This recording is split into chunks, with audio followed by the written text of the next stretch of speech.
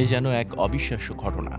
এক ব্যক্তির পায়ুপথ থেকে বের হলো ৬ ইঞ্চি ডাব। চাঁদপুরের শাহরাস্তিতে অস্ত্রোপচারের মাধ্যমে ৪৫ বছর বয়সী এক ব্যক্তির পায়ুপথের ভেতর থেকে ৬ ইঞ্চি ডাব বের করা হয়েছে। ১৩ এপ্রিল শনিবার দুপুরে উপজেলার ওয়ারুক বাজারস্থ medical hospital and trauma centre হাসপাতালের অপারেশন থিয়েটারে ১ ঘন্টা চেষ্টা চালিয়ে চিকিৎসকরা ওই ডাব অপসারণ করতে সক্ষম হন। হাসপাতাল ও রোগীর স্বজন সূত্রে জানা যায়, দুপুর 12:30টার দিকে উপজেলার টামটা দক্ষিণ ইউনিয়নের একটি গ্রামের এক ব্যক্তি তার পায়ুপথে দুর্ঘটনাবশত ডাবটি ঢুকে যায়। এক্স-রে করে ডাবটি অনেক বড় দেখলে হাসপাতালে কর্তব্যরত চিকিৎসক অস্ত্রোপচারের সিদ্ধান্ত নেন।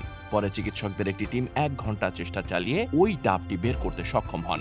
হাসপাতালে আগত আর এক রোগীর স্বজন জানান, অপারেশনের পর বের হওয়া ডাবের আকার দেখে তিনি তাজ্জব বনে গেছেন। এ ঘটনায় রোগী বা তার সঙ্গে আগত স্বজনরা গণমাধ্যমের সামনে কোনো প্রকার মন্তব্য করতে রাজি হননি। হাসপাতালে কর্তব্যরত চিকিৎসক জানান, দুর্ঘটনাবশত ঢিলা কুলুপ করতে গিয়ে রোগীর মলদ্বার দিয়ে ডাবটি ঢুকে যায়। আমরা ১ ঘন্টা চেষ্টা চালিয়ে ডাবটি বের করতে সক্ষম হই।